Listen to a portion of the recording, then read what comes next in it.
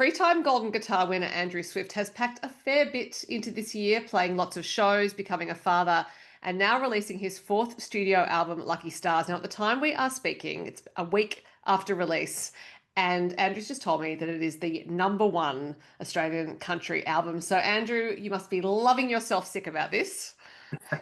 I'm pretty stoked. It's almost a relief because the last three before it went number one, I was like, man, if you don't back it up, ooh, it's a little bit awkward. So very happy that we got that number one spot again.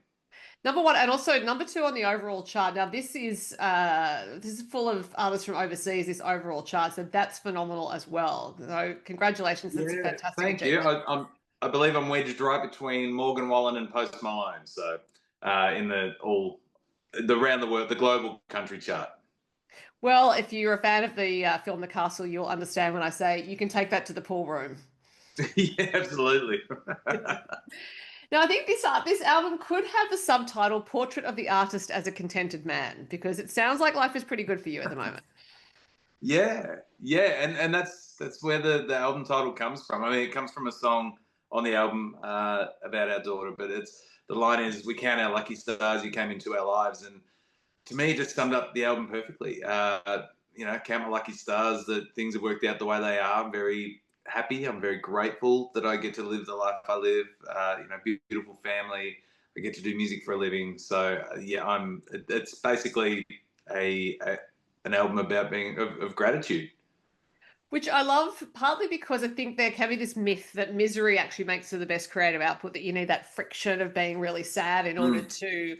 to have any kind of creativity. But I think you've shown that these songs generated from gratitude and happiness make for a wonderful brace of stories that have nothing to do with misery.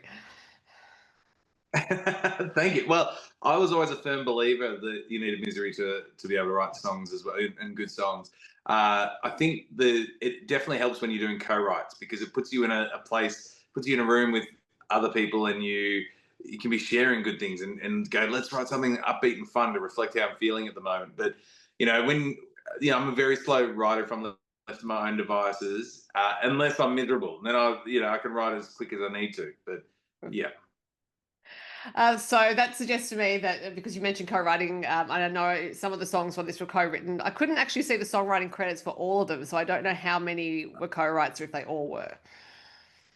Yeah, they all were except Get Lost. Blake Dantier actually wrote on his own and pitched it to me, and I loved the song. But the rest are all co-writes. Oh, okay.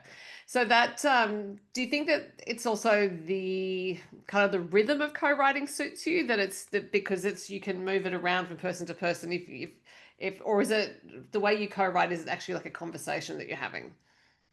It's a bit of a conversation, but it's also so much quicker to write when you've got someone to bounce ideas off and Mm. to help move it forward. It makes me work harder to get it done, I think, is what it does. If I'm left on my own, I can go, yeah, I'll come back to that. Or I'll finish at a chorus and go, oh, I've got a cool chorus in the back pocket. Or a verse and a chorus is what I used to just get out. But being in a room with other people pushes you to go, right, I don't want to let the rest of these people down. Let's get this song finished. And then, sometimes you need to revisit and write in a bridge or an extra verse but you walk away with the bulk of the song done and make tweaks as you go. When you started off co-writing, was there ever a sense of being quite confronting? Because I would imagine in some of those rooms, you've got really experienced writers when you're starting out saying to you, "Oh no, that doesn't work." Yeah, absolutely. I was terrified because songwriting in itself is a vulnerable exercise to do, but then to be in a room with other people and be vulnerable with people that you just met and to, hope that they're going to accept your ideas rather than it's easy to think they're going to shut them down. I was absolutely terrified going into my first co-write with a stranger. I'd only ever co-written previously with friends like Greta Zilla, or, someone I was very comfortable with. Uh, but I remember going to write with Phil Barton in Nashville, and I was terrified. And Phil just made me feel so comfortable and so at home. I walked out of that first session after working with him and just going, "Oh, I can do this. This is great. I can co-write. All right, great." Yeah. And that gave me some confidence leading into the week. And look, some of them easy and fun and easy flowing, and you walk out of there with a complete song in 4 hours. Then there are other ones where you go, that was like pulling teeth. It can be hit and miss. Do you tend to find now that you've done some co-writing, you have some regular co-writers that actually you do prefer the regular writers? I suppose I'm asking you to perhaps tell on people here, but or is it nice to have new people? You're like, oh, different perspective, different energy. It's always great to have new people, but it's always nice to have the regulars as well. So on this album that's just come out, I use Phil as an example because we've written a bunch of songs together now. And on this album, I think he's got I want to say three cuts on this one. But the other one that we've done together was Hot Damn, It's Been a Minute. And then he co-wrote Oh Valentine with Simone and I. And then Works for Us was a co-write with him and Anna Hamilton. So it was really good being able to bring in some new people into that dynamic that Phil and I have, and seeing where it goes. But there's a lot of new co-writes on this record that weren't on any of the other ones. So there's a good mix. Now, you mentioned Oh Valentine, which is about your daughter, Valentine, written with Valentine's mum, Simone Sordello, and with Phil, as you said. Now, you and Simone both sing on this song, and each of you has a line about hoping Valentine takes more risks than you did. So when I heard that line, I was actually quite curious about it because I thought creative career is kind of inherently risky. So I wouldn't have thought you were necessarily not a risk taker. Well, yeah, I mean, it is, but there are plenty of things in life that I haven't taken a risk with, and haven't been game to take a risk with. I like to I feel like I've played it pretty safe. You know, we all take risks to some extent, but they often say the greater the risk, the greater the reward. And it was just that where I go, what, have some fun, take a few risks. If it doesn't pay off, then it doesn't pay off. But live a little is basically what we're trying to say in that line. Yeah. But I think also, given what we've just discussed about misery being believed to be Mm. a good generator of creative output, perhaps the biggest risk you could have taken was actually to dare to be happy, to dare to be content in your family life. Well, that's right. I think one of the lines that hits the hardest in that chorus for me is to I hope you're good with who you are, Mm. and because that's a huge thing to ask. For me, I've struggled with that whole concept my entire life to be happy with who I am, and that stems from years of bullying in school and all that sort of stuff. So I do hope she grows up to be really content with who she is as a person and proud of who she is as a person. Because that I feel like that's an important thing that if she has that, that's an amazing thing to be able to be content in. Yeah, I think, and just to acknowledge the bullying at school, because I think there is a line of thought that goes, oh, well, yeah, you should just get over it once you're an adult. But of course, when it happens to you as a young person, that's all you know. You don't have a world Hmm. outside of that, and your concept of what the world is very much confined by family and school. And if it's happening at school, Yeah. which is usually where it happens, then it's devastating, actually. Little nervous systems, little young nervous systems can't really handle it. It's awful. Yeah, and even to this day, there are times where someone will make just a bit of a ribbing, but I immediately take it personally and then go, no, no, no, it's a joke. Like I joke a lot.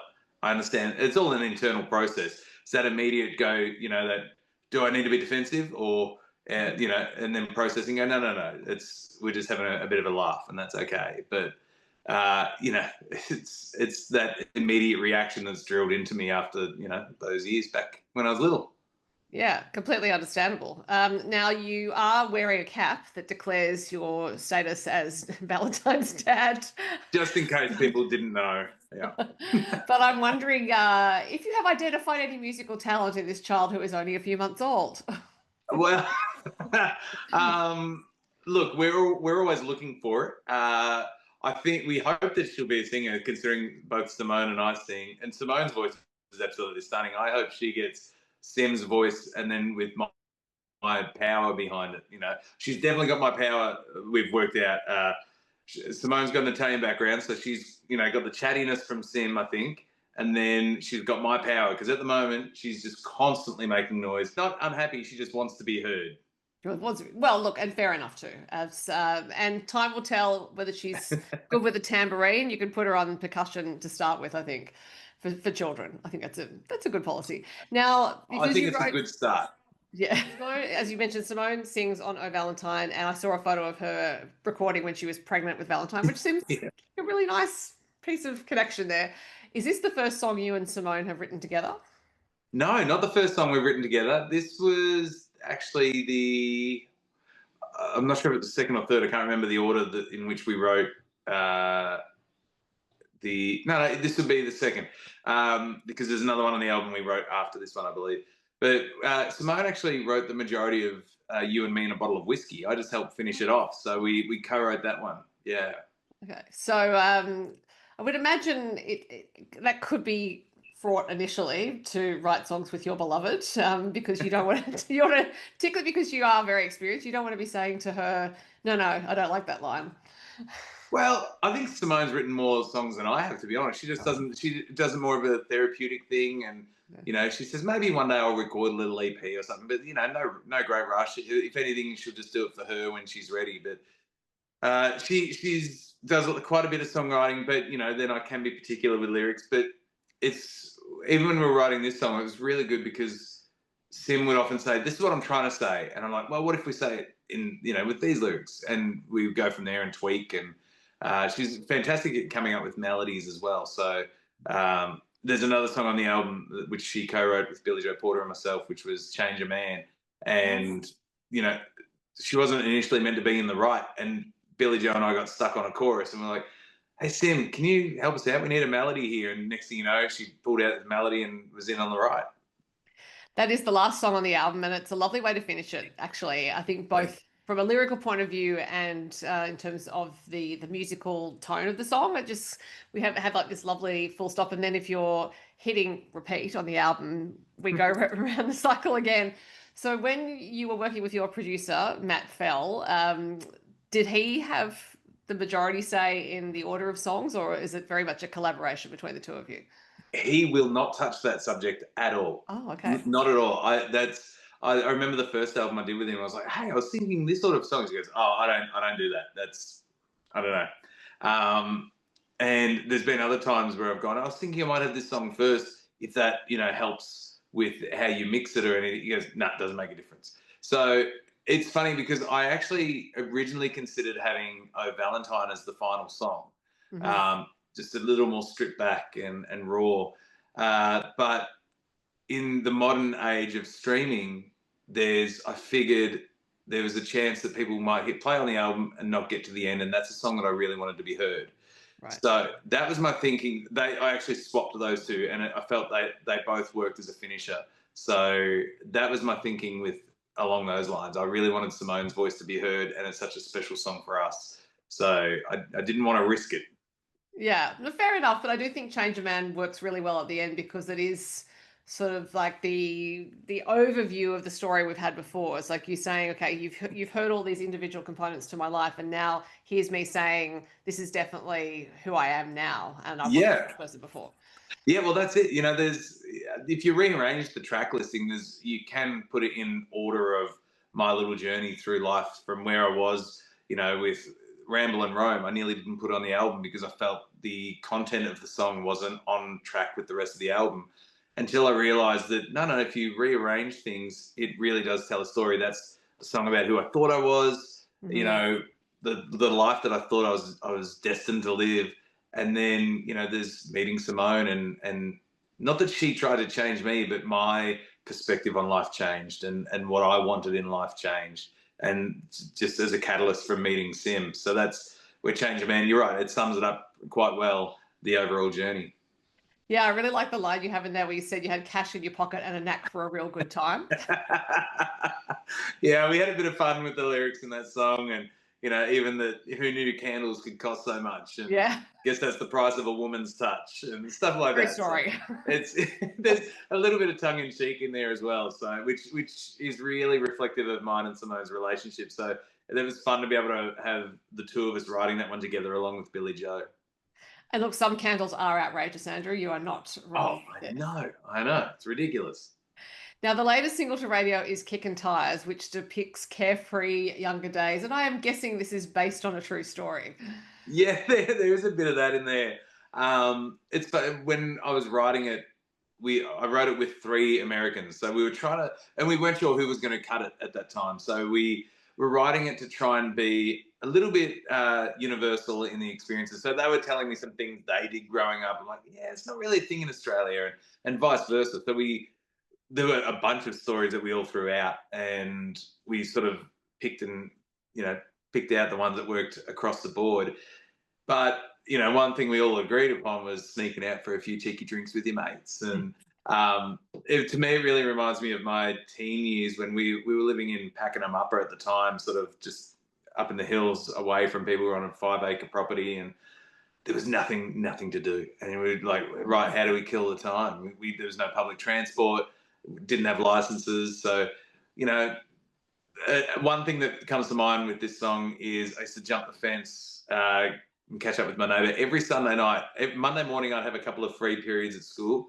So every Sunday night for a while there, we would meet up and we'd have a little sneaky bottle of Jim Beam and have a few drinks, and we'd walk along our dirt road until we get to a neighbour's house, and then we'd pop in and I'd sing a few songs. We'd just walk along this dirt road at night singing songs, pop in and see the neighbours, and they didn't know we were half cut, and and singing songs, sitting on their kitchen bench or whatever, and it was a lot of fun and some good memories for sure.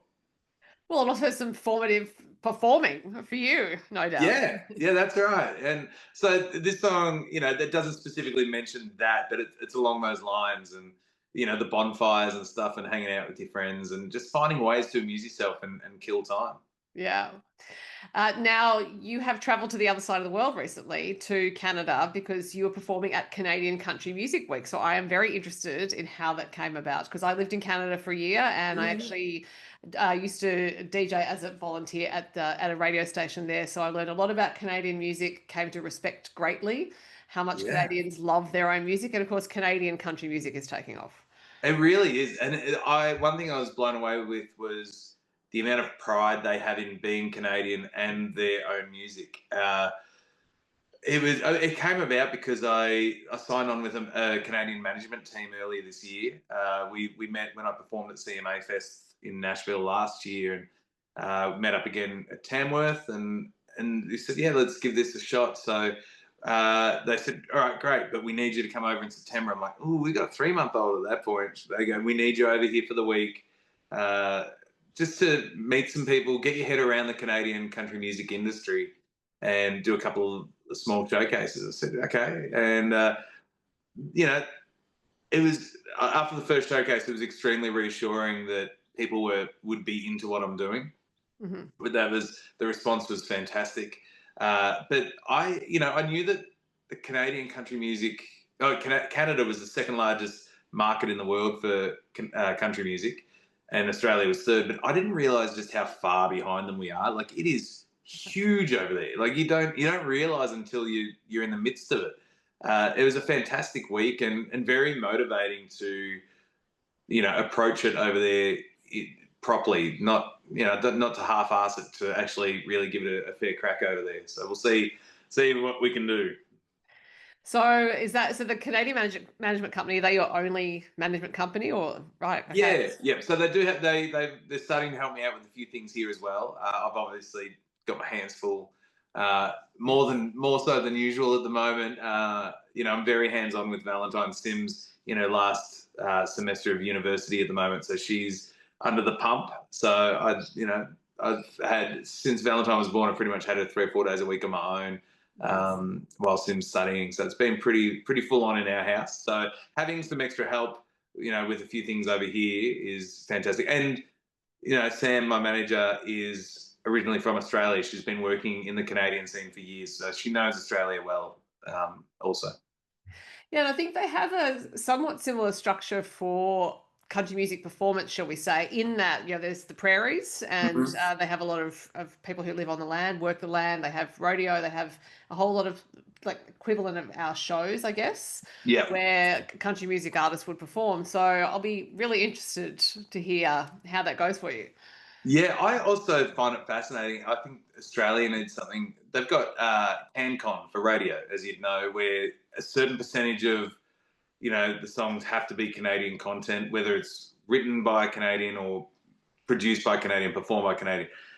So all of their radio need to have, I think it's 35% of their airplay is Canadian made music. So it'd be fantastic if Australian radio did the same thing or similar.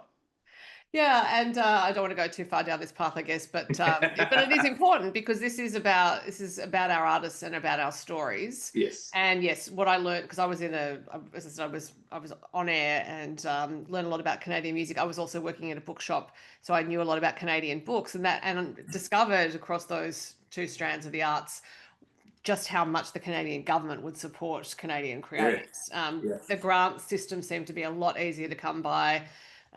Money for artists. So pretty much every CD I saw by Canadian artists had the little logo on that showed that the Canadian government had given it support. Yeah. And that idea blew my mind. Yeah. You do see it a fair bit here with people who get the grants, but it's obviously a limited thing as to how many grants they give out and how much. But yeah, look, it's just there's that Canadian pride. It's not a over here sometimes it can be seen as a little tacky or boganish to be Australian proud, and then you get these muddied waters at the moment, and it turns into a political thing. But over there, it's just so much Canadian pride. Yeah, because I think fundamentally what our cultural cringe and tall poppy, I tend to talk about the tall poppy syndrome combined with the cultural cringe. What it overlooks is the fact that a lot of the Australian music is just really, really good. Your album is #2 on the overall country chart at the time we are speaking. That's not because you happen to be Australian, people are just trying to buy Australian. It's because your music's great. You've proven yourself over 3 albums before that. You have an audience which you've built, you've toured, all those sorts of things. The music is great. There's no reason why that shouldn't be getting the same amount of prominence on radio stations as any other artist. In fact, more than, because the music is made here. And if we put aside the jingoistic by Australia, it's actually, the music's just great. If people will stop and listen to it, it's great. Like, that's what frustrates me, Andrew. Yeah. Now look, I think we should move on because we're gonna have a good chat about this for a long time, and nobody wants to hear us rant. No, but look, I'll probably just make other videos and rant about it. But I do want to talk about, you have a tour coming up. So you mentioned that Sim's heading into she's in the last semester of uni. I'm guessing your tour schedule has been lined up so that she can finish and then you can go on tour. I've tried to. Mind you, I have mucked up my next weekend away. That November 7th, 8th, 9th weekend is Simone's last few days of her assignment. So I've mucked up a little bit, but I am home for the next couple of weeks while she's chipping away at this assignment. So I'm hoping we can get some family help over those last couple of days, but we should be fine. And then the couple of weekends after that as well on the road, and then a bit of a break over Chrissy and New Year's, and then kick it off again with Tamworth in January. So yeah. And what can people expect at your Tamworth show? Well, we've got the full band show. We've been chipping away and working on a new show that really features these new tracks. And we've had fun playing them over the last couple of weeks. They've been a lot of fun to play live, actually. It's a bit more of a rocking set, I think, than previous shows. There used to be. Look, it'll probably change a little bit for Tamworth, but at this stage in the current set, there's only one slower song. We're sort of keeping it pretty upbeat and a good time. And also, we'll have special guest Jay Santilli, and she's fantastic. I've known Jay since she was 16, I think. We've been friends for many years, and I'm stoked to see that she's really starting to kick some goals in her releases. And now, will this be Valentine's first Tamworth? Out of the womb, yes. She was there. She was there last year, but she was a bump. Right. Technically, she's walked the red carpet already. I'm sure she absorbs some experiences. She'll probably pop up there and think it feels like home. That's right. Yeah. So you also have some festivals already booked. You have Boy Up Brook and Echuca at the very least, I think, if I haven't missed anything. So yeah, you're getting scheduled already for 2020. Yeah. I know there's one more that hasn't been announced yet, so that'll be coming up. And then look, there's always stuff in the works, and there's a few tentatives at the moment, but I'm pretty keen to announce some more, and hopefully another trip to Canada next year as well. So there's plenty happening. It's just hard to process it all at the moment. Album release week last week, and then it's been hands on with Valentine since Sim gave me that that pass to go, play a couple of shows. Yeah. Well, it seems like you're handling it all in your stride. So I'm going to say congratulations again on Lucky Stars. It's a wonderful album, and I think at this point in the history of the world, having a lovely upbeat album that actually musically feels upbeat, lyrically is upbeat. It's a tonic. So thank you, Anne. Thank you so much. I'm glad you enjoy it. I did. Bye. See ya.